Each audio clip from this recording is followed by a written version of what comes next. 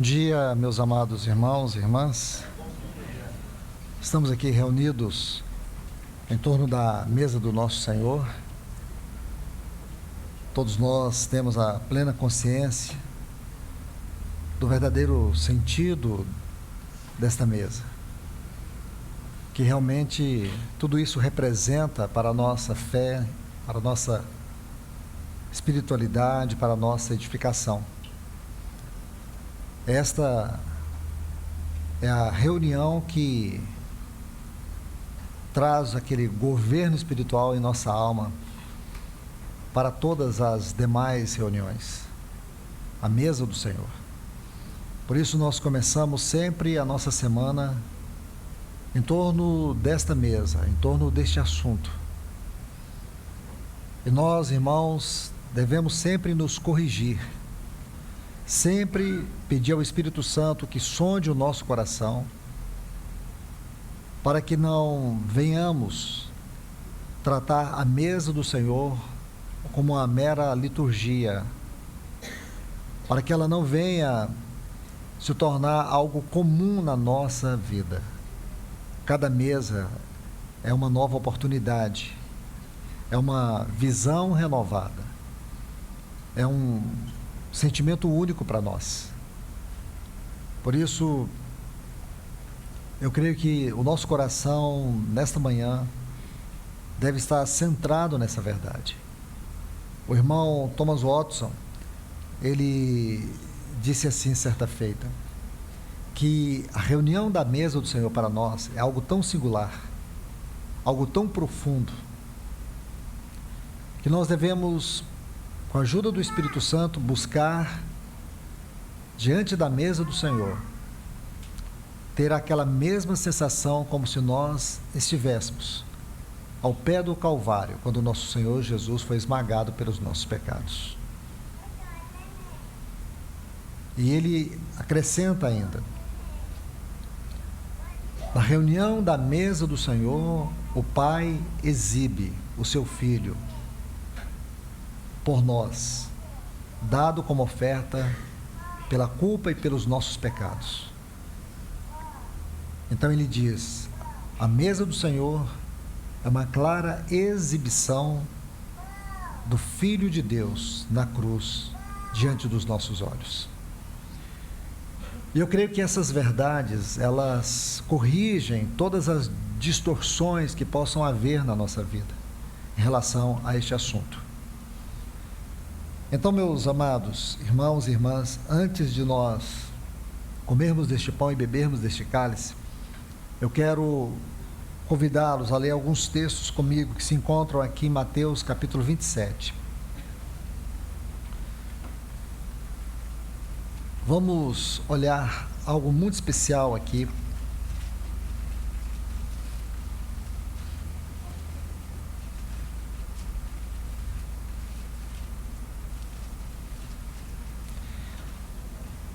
Mateus capítulo 27, a partir do versículo 16, vamos ler alguns textos. Depois Marcos, Lucas e João. Diz assim, Mateus 27, 16. Naquela ocasião, tinha eles um preso muito conhecido chamado Barrabás. Versículo 20. Mas os principais sacerdotes e os anciãos persuadiram o povo a que pedisse Barrabás e fizesse morrer Jesus. Versículo 21. De novo perguntou-lhes o governador: qual dos dois quereis que eu vos solte? Responderam eles: Barrabás. Versículo 26. Então Pilatos lhe soltou Barrabás, e após haver açoitado Jesus, entregou para ser crucificado. Marcos capítulo 15 e o versículo 7. Marcos, Evangelho de Marcos, capítulo 15 e o versículo 7.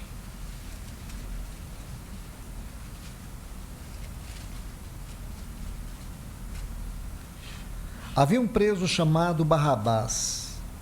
Foi preso como amotinadores, os quais em um tumulto havia cometido homicídio. Lucas capítulo 23, versículo 18.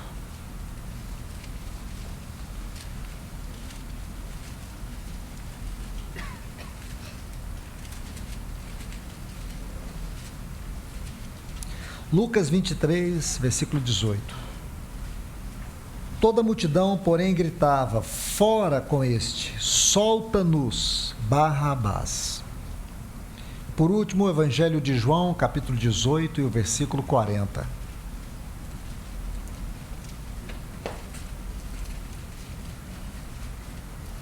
Evangelho de João, capítulo 18, versículo 40. Então gritaram todos novamente: não este, mas Barrabás. Ora, Barrabás era salteador. Pai, nós queremos, neste momento, aos teus pés, te rogar que o teu Espírito nos ajude a ver nesses textos a tua mente, o teu coração. Senhor, não permita que venhamos ler estas palavras de uma forma comum. Faz-nos sentir aquilo que tu sentistes naquele grande dia, o maior de todos os dias, o dia da cruz do teu Filho, o dia que o autor da vida entrou na morte, onde o Criador, ele esteve ali naquela cruz, para poder não somente morrer pelos nossos pecados, mas impedir que todo o universo fosse desintegrado, se aquela morte não fosse executada segundo o teu eterno propósito e para a satisfação da tua glória. E nós te louvamos, porque não podemos apenas ali contemplar a morte do teu Filho, mas a vitória da morte dele sobre a morte, sobre o pecado, sobre Satanás. E assim hoje nós estamos aqui como os redimidos eternamente amados, e a certeza que o Senhor cumprirá o teu plano, e saber que Satanás, ele perdeu todo o seu domínio, todo o seu reino, porque ao ressuscitar, nosso Senhor disse: é-me dado todo o poder nos céus e na terra. E ainda entrou nas profundezas do inferno e tomou as chaves da morte do inferno. E ele triunfou sobre tudo e sobre todos. E a sua vitória é a nossa alegria. Por isso nós estamos aqui, para poder reverenciar o teu Filho, reverenciar o teu propósito, reverenciar o Espírito da nova aliança. Oh, muito obrigado, Pai. Em nome de Jesus nós te adoramos. Amém. Meus amados irmãos e irmãs, eu creio que depois da leitura de todos esses textos, nós podemos meditar um pouco sobre o julgamento de Cristo, vendo esse pequeno detalhe sobre Barrabás. Eu creio que os próprios textos já nos dizem quem era Barrabás. Agora, precisamos ver algumas particularidades. O nome Barrabás vem de dois vocábulos, Bar-Abas, que significa filho do pai. Sabe qual era o primeiro nome dele? Yeshua. Yeshua Bar-Abás. Então, de um lado estava Yeshua Barrabás, e do outro lado estava Yeshua Barrabás. Nosso Senhor Jesus, ele também era o Yeshua Barrabás, só que ele era filho do Pai eterno. E esse é o pequeno detalhe que nós vamos ver um pouco mais adiante. Porque aqui o nosso Senhor está diante de 6 julgamentos. 3 desses julgamentos, eles foram religiosos, e outros 3 foram julgamentos civis. E quem é o acusado aqui? O acusado era a pessoa mais completa, no sentido de caráter moral, em integridade, em santidade, pureza. O acusado aqui é aquele que não havia nele nenhuma culpa, nada que pudesse dar a ele o direito de estar naquela situação. Aqui nós precisamos ver pelo menos 2 textos. Em Atos 2:22, ele é chamado de varão, Jesus, varão aprovado por Deus. Varão aprovado por Deus. Em Hebreus capítulo 4, versículo 15, diz que ele foi tentado em todas as esferas da sua vida, porém, sem pecado. Preste bastante atenção. Ele jamais cometeu algum crime, algum dolo. Ele jamais cometeu alguma falha. Então, vamos procurar entender isso aqui, irmãos. É importante que nós olhemos para tudo isso aqui, porque nós estamos diante da noite mais escura da história da jurisprudência, onde o nosso Senhor Jesus, ele foi em 24 horas levado da prisão à execução. E se nós olharmos tudo isso do ponto de vista natural, nós vamos perder a verdadeira visão daquilo que foi a cruz diante dos olhos do nosso Deus. E trataremos a mesa do Senhor apenas de forma litúrgica. Nossas palavras, por mais bonitas que sejam, não vai refletir o nosso coração. Porque se no nosso coração não há esta verdade, nós apenas vamos fazer como que um papagaio que aprendeu a falar coisas bonitas, coisas que honram o Senhor, sem nós sabermos por que estamos honrando o Senhor, por que Ele merece mesmo, por que Ele merece de verdade toda a honra, por que esta mesa é central na história e na vida da igreja. Então é importante que nós saibamos tudo isso aqui. Então, primeiro, como eu disse, vamos ver cada um desses julgamentos. O primeiro julgamento foi na casa de Anás, lá em João capítulo 18, versículos 13 a 23, aliás. João 18, versículos 13 a 23. Nós não vamos ler, mas se você quiser anotar, eu posso te ajudar, lembrando cada um desses julgamentos. Esse foi o primeiro julgamento. O segundo julgamento, aí foi na casa de Caifás. Esses eram os sacerdotes, os sumos sacerdotes, os sacerdotes daquele tempo. Aí você vai em Mateus, no capítulo 26, a partir do versículo 57. Este é o segundo julgamento, que foi o segundo julgamento religioso. O terceiro julgamento foi no Sinédrio. Está lá em Lucas, no capítulo 22, a partir do versículo 66. Então, esses foram os 3 julgamentos religiosos pelos quais nosso Senhor passou. E logo a seguir ele vai passar por outros 3 julgamentos na esfera civil. O primeiro desse julgamento é o julgamento que nós vamos encontrar no pretório de Pilatos. Isso está em Marcos, o capítulo 15, os versículos 1 a 5. O segundo julgamento é lá no palácio, aqui, o segundo julgamento civil, que seria o quinto. Então, o quinto julgamento, o segundo julgamento civil, é no palácio de Herodes. Isso está em Lucas capítulo 23, os versículos 8 a 12. E o sexto julgamento, novamente, no pretório ali, ou por que não dizer, na Fortaleza Antônia, no palácio de Pilatos. Isso está em Mateus capítulo 27, os versículos 15 a 16. Aí aqui, nesse sexto julgamento, é quando Pilatos traz o Barrabás. Ele estava preso ali na Fortaleza Antônia, não muito longe do seu palácio, e Barrabás, alguns acreditam que ele fizera isso porque ele tinha um intento de libertar Jesus. Então, ele tomou esse preso, um dos piores. Nós vimos que ele era salteador, homicida, era um homem perigoso, estava envolvido em movimentos de revolta, de rebelião. Era um homem perigoso, tinha uma longa lista criminal. Então, alguns acreditam que a intenção de Pilatos era facilitar a libertação de Cristo. E para a surpresa de Pilatos, a multidão gritava: fora este. Jesus foi chamado este, porque esta frase significa um profundo desprezo a ele. Fora este, e solta-nos Barrabás. E por quê, irmãos?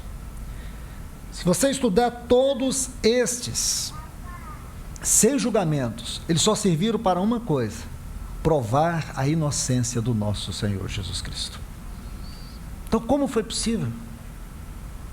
Como foi possível nosso Senhor ir à cruz sem crime? Como foi possível ele ser condenado, sendo que 6 julgamentos não puderam provar nada de fato contra ele? As acusações eram falsas, as testemunhas eram falsas.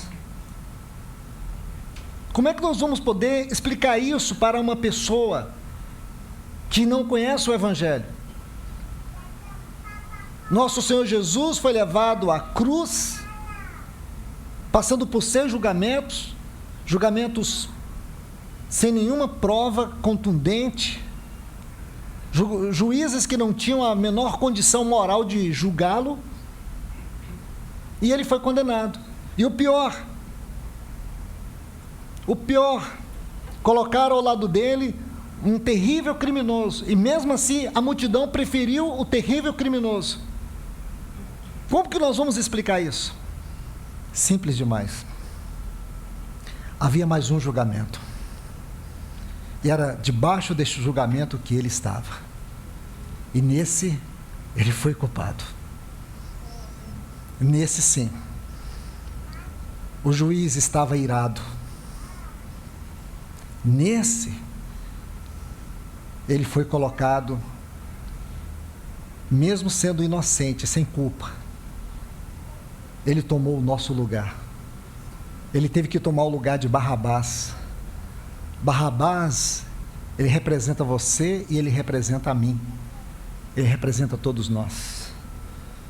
Agora, o nosso Senhor, com toda a sua inocência, pureza de caráter, ele não conheceu o pecado. Segundo aos Coríntios, capítulo 5, versículo 20. Mas Deus o fez pecado por nós. O texto anterior, versículo 19, diz que Deus estava em Cristo, porque naquele momento ele estava se reconciliando conosco. Não havia outra forma, não havia outro meio, não havia outro caminho. Você se lembra que o nosso Senhor Jesus, ele foi a ovelha muda, ele fez silêncio lá na cruz. Os seus acusadores proferiram impropérios, acusações,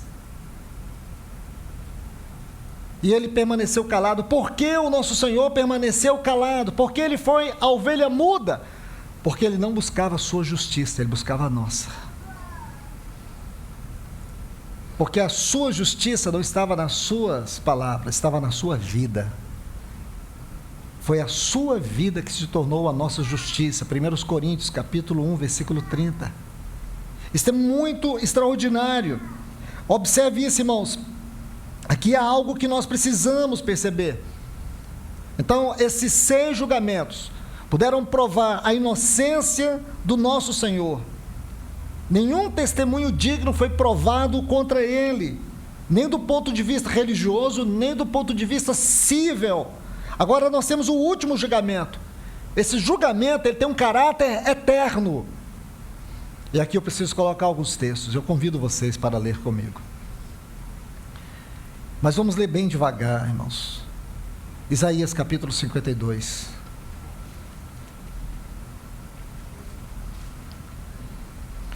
Enquanto vocês estão abrindo, eu quero colocar alguns pontos para vocês aqui.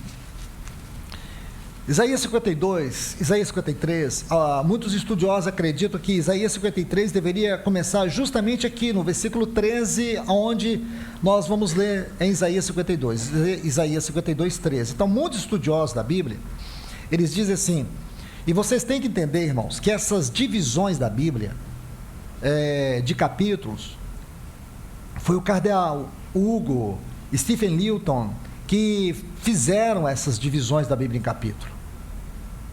Originalmente a Bíblia não foi escrita em capítulos, como nós temos aqui nas nossas Bíblias. Então, grandes estudiosos afirmam que aqui no versículo 13 deveria começar Isaías 53. Então, por isso que nós vamos começar nesses textos. Diz assim: o Senhor Deus diz: tudo que meu servo fizer. Eu vou tentar, irmãos, talvez a leitura aqui que eu vou fazer vai estar bem diferente da sua Bíblia, mas não se inquiete com isso. Eu vou fazer uma leitura tentando aproximar o mais possível do texto hebraico. Então diz assim: o Senhor Deus diz: tudo que meu servo fizer dará certo, será exaltado, elevado e será muito sublime. Muitos ficarão horrorizados quando o viram, pois ele estava tão desfigurado que nem parecia um ser humano. Mas agora muitos povos ficarão perplexos quando o virem, e muitos reis não saberão o que dizer, pois verão coisas de que ninguém havia falado. O que era impensável, eles terão diante de si. Aí o povo diz,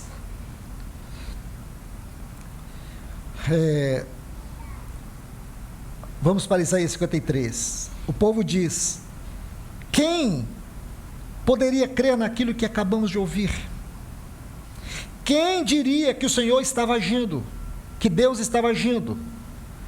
Quem podia imaginar que havia um julgamento entre Deus e Deus mesmo? Você pode imaginar? Havia um julgamento ali. Você consegue entender que houve um julgamento? Não, aqueles 6 ali, eles não representavam aquele 7º julgamento, onde o nosso Senhor Jesus foi levado naquela cruz de condenação. Ele não foi pelos seus pecados, ele foi pelo nosso pecado. Porque eu digo para vocês, eu merecia o inferno. E preciso te dizer isso de maneira respeitosa, mas eu preciso te dizer, você merecia o inferno. E não havia nada que pudesse nos salvar. Deus não poderia criar nenhum fator, nenhum elemento. Deus não tinha nada diante da sua criação, mesmo da sua criação celestial, que pudesse satisfazer a sua justiça. O problema da cruz era um problema de Deus com Deus mesmo. O problema da cruz não era um problema entre Deus e o diabo. A justiça de Deus não poderia ser satisfeita por nada fora dele. Deus só poderia encontrar justiça nele mesmo. Como Deus poderia satisfazer sua justiça, se fora dele ele não poderia encontrar nada que viesse satisfazê-la? Aonde estava a justiça de Deus? Nele. Então, como Deus poderia nos salvar de maneira justa? Como? Aqui está o como. Foi aí que ele levou o seu filho à morte. Irmãos, as profundezas do assunto da morte de Cristo são as verdades mais gloriosas que temos na palavra de Deus.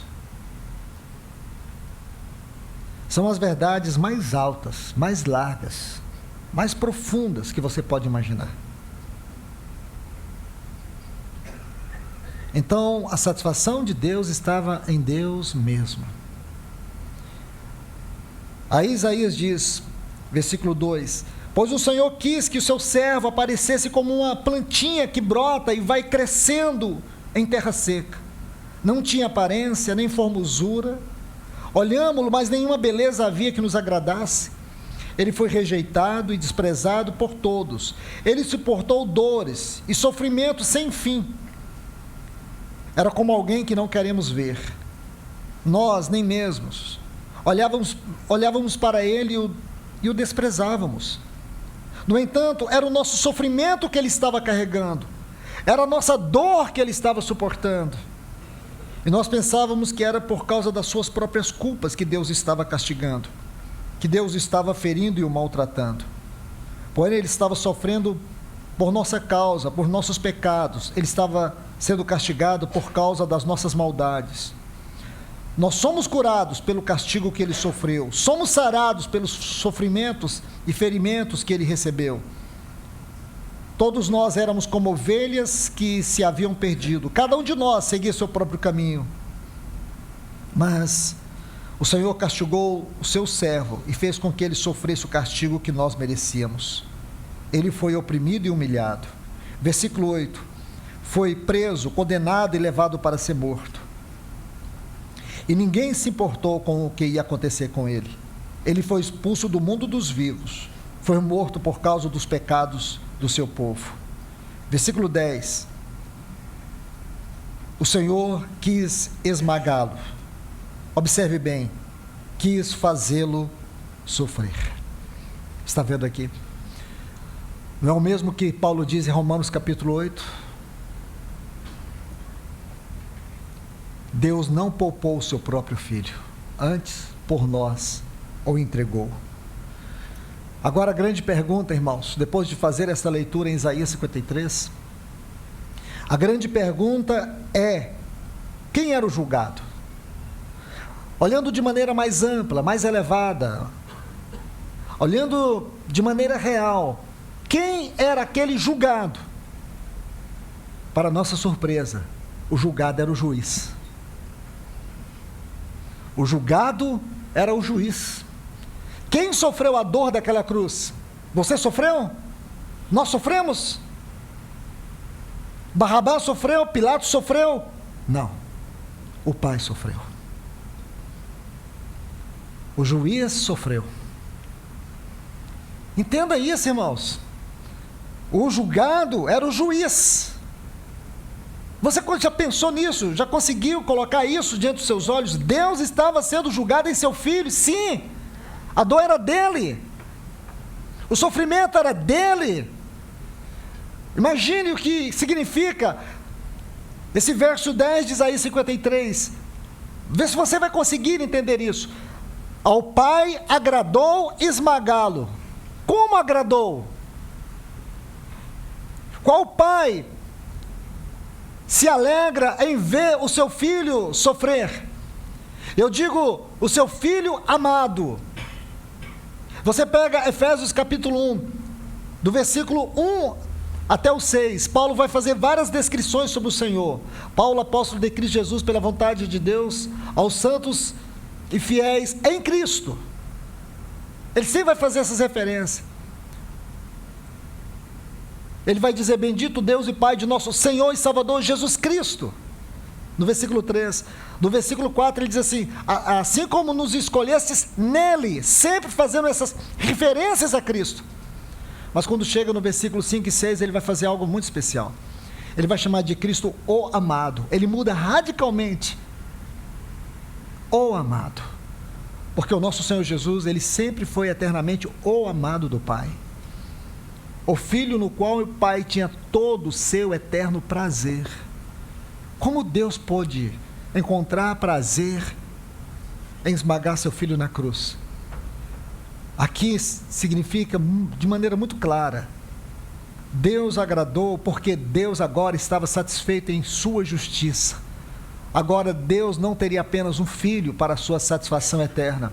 Deus teria muitos filhos que seriam redimidos por causa da justiça do seu Filho.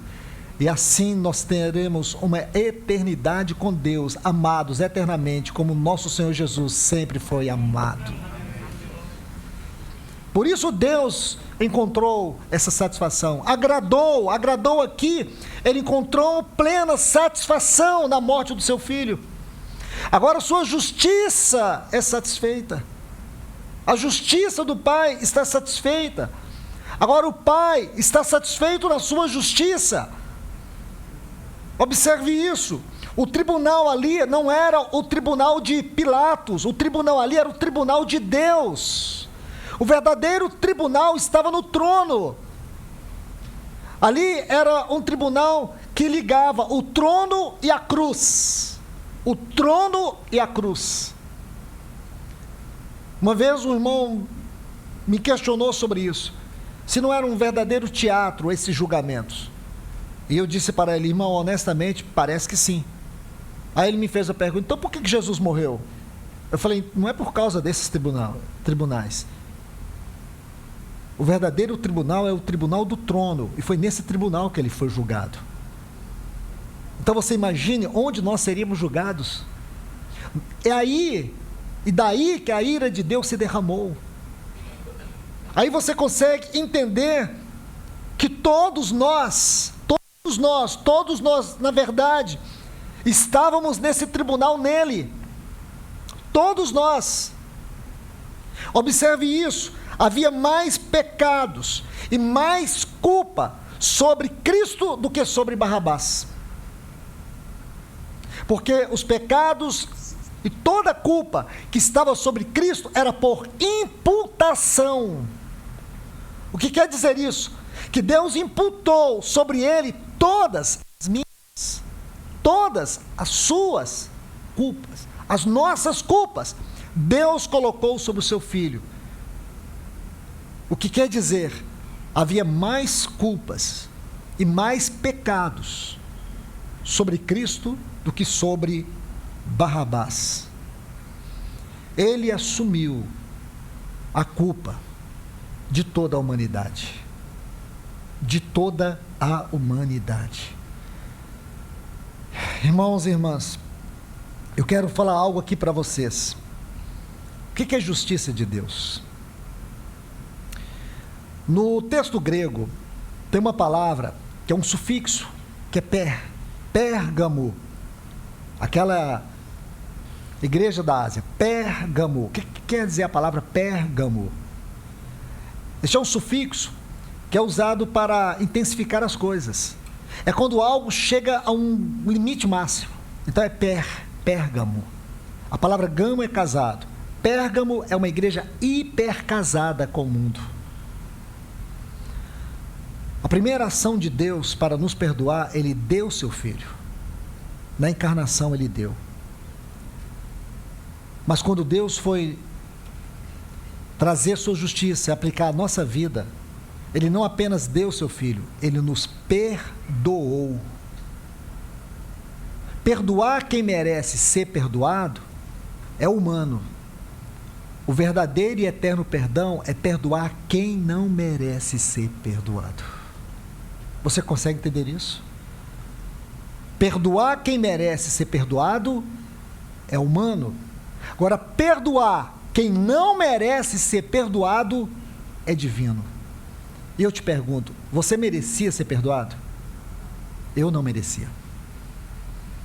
Eu digo para vocês, irmãos, olhando para mim, eu mereço o inferno. Eu mereço viver com Satanás eternamente. Todos nós aqui. E o perdão divino é esse. É perdoar quem não merece ser perdoado. Então Deus nos perdoou. Agora você consegue entender? Deus amou o mundo de tal maneira, Ele deu o seu Filho, Ele doou o seu Filho. Mas lá na cruz, Ele não apenas o doou, lá na cruz Ele nos perdoou. E agora, nós estamos aqui. O que nós temos aqui nesse coração? Tem que ter alegria, tem que ter gozo, tem que ter festa. Esta é uma manhã de alegria, essa é uma manhã de festa. Sabe por quê, irmãos?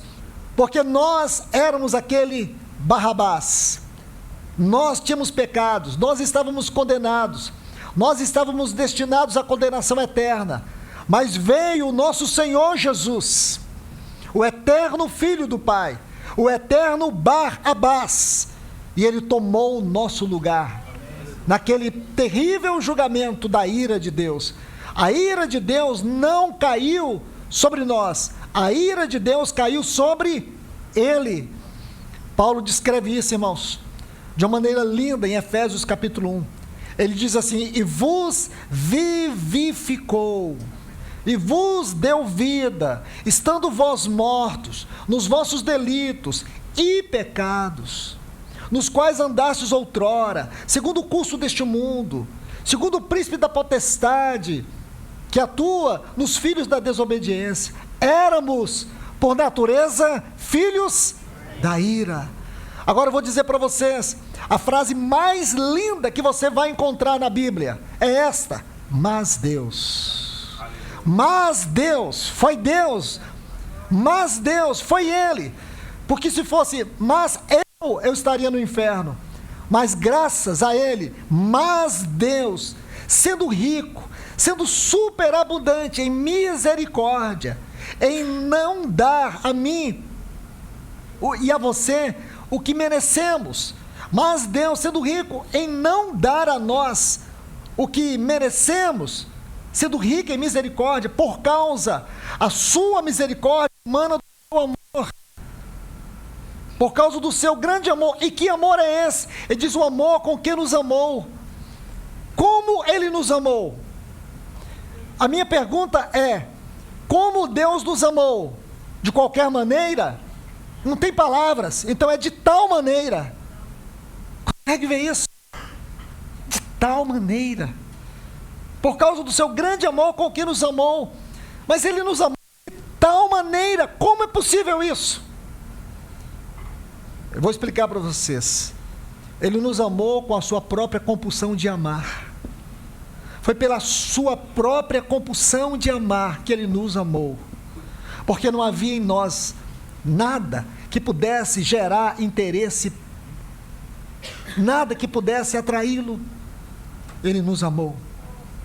Ele nos amou por causa do grande amor com que nos amou. Agora, veja que coisa interessante.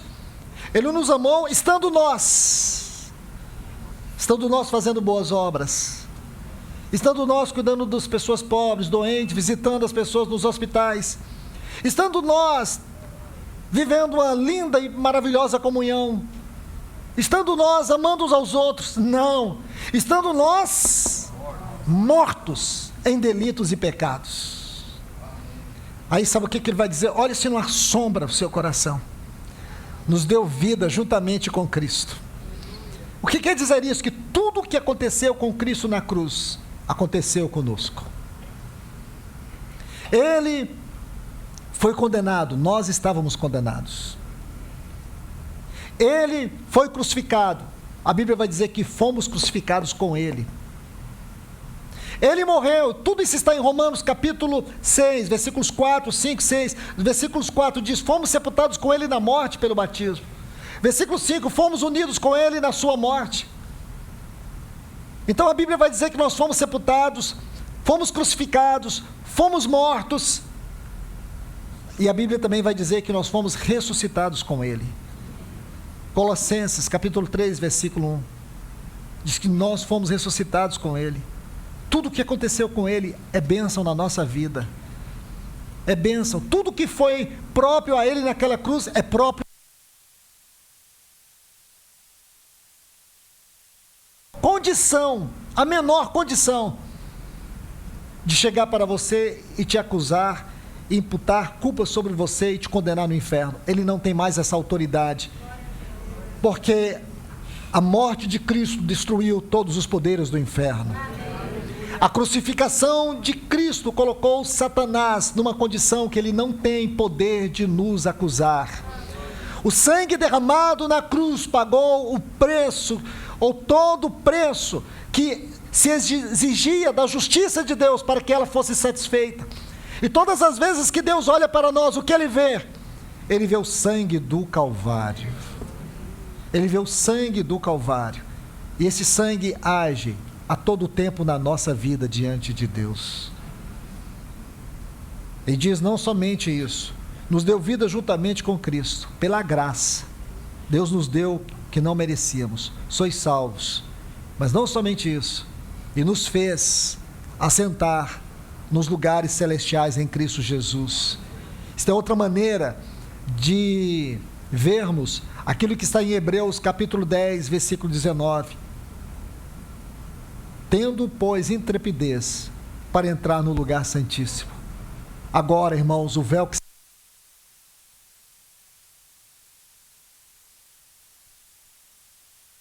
em toda a liberdade. Agora não pesa sobre você culpa, não pesa sobre você acusação, Não pesa. Sabe o que pesa sobre você? O privilégio da aceitação diante de Deus a todo tempo e a toda hora e eternamente. É por isso que nós estamos aqui. Peço ao Senhor que abra os seus olhos. Peço ao Senhor que limpe do seu coração todo o senso de culpa, que muitas vezes te esmaga. Peço ao Senhor que mostre para você o privilégio de poder comer deste pão e beber deste cálice. Peça ao Senhor que a alegria da sua salvação nunca lhe seja tirada. Peça ao Senhor para que isso seja algo que se renove sempre na sua vida. Oh, meus irmãos, quantas irmãs têm sofrido de culpa, de acusações, por não compreender essa maravilhosa verdade, por reduzir muitas vezes a doutrina da morte de Cristo. Que alegria é para nós nesta hora. Esta é uma manhã de júbilo. Ninguém deve estar aqui para pedir nada. Nós não viemos pedir nada. Nós viemos aqui trazer nossa vida em adoração, em espírito e em verdade, porque a justiça de Deus foi satisfeita. Uma justiça absoluta e plena. Glórias a Deus. Glórias a Deus que nosso Senhor, Ele tomou o nosso lugar. Glórias a Deus que não foi a multidão que escolheu Barrabás, foi Deus que escolheu Barrabás. Barrabás não podia morrer. Barrabás não podia morrer. Foi o nosso Deus, não foi a multidão. Pilatos fez o que pôde, mas ninguém poderia salvar o nosso Senhor daquela cruz, porque o Pai o levou ali por tua causa, por minha causa. Amém, meus irmãos? Então nós estamos alegres. Grandes coisas fez o Senhor por nós, por isso estamos alegres. Grandes coisas. Imagine, Deus nos deu, não foi uma coisa só, Ele nos deu tudo. Tudo que o Pai tinha era seu Filho. Ele deu tudo dele para nos salvar. Alguém aqui tem uma palavra que possa expressar isso de maneira suficiente? Não temos. Nós temos aqui tomar esse cálice da salvação. Nós temos, irmãos, aqui entender que nós não é como a gente pagar, mas que o Espírito Santo possa ir à nossa frente nesse momento de adoração e nos leve aos pés do nosso Senhor, e que possamos expressar toda a nossa gratidão por aquilo que Ele fez por nós na cruz do Calvário. Que Deus vos abençoe. Pai, nós te louvamos, nós te adoramos. Ó Senhor, muito obrigado. Muito obrigado, Pai, por escolher Barrabás e imputar todos os nossos pecados sobre o teu Filho. Senhor, nós não somos nem dignos de dizer estas palavras, mas é com extrema reverência que dizemos isso. Obrigado, Senhor, por nos escolher. Obrigado por nos salvar. Obrigado, Senhor, e falamos isso com toda a reverência que há, Senhor. Tu esmagaste o teu Filho na cruz do Calvário por um miserável pecador como eu, Senhor. Aqui estamos nós, Senhor, tomado deste senso de reverência, de temor, mas também de uma estupenda gratidão e alegria, Senhor. Oh, Senhor, nós te damos graças, Senhor. Que o teu Espírito tome este lugar e abra os nossos olhos. Amém. E possa nos levar aos pés daquela cruz. E aí, Senhor, nós possamos contemplar, mesmo que em nosso espírito, a grandeza dessa cruz na nossa vida, para o nosso destino eterno. Senhor, nós temos que amar a mensagem da cruz. Nós temos, Senhor, que nos alegrar com a mensagem da cruz. Obrigado, Senhor. Nós te adoramos. Em nome de Jesus, amém.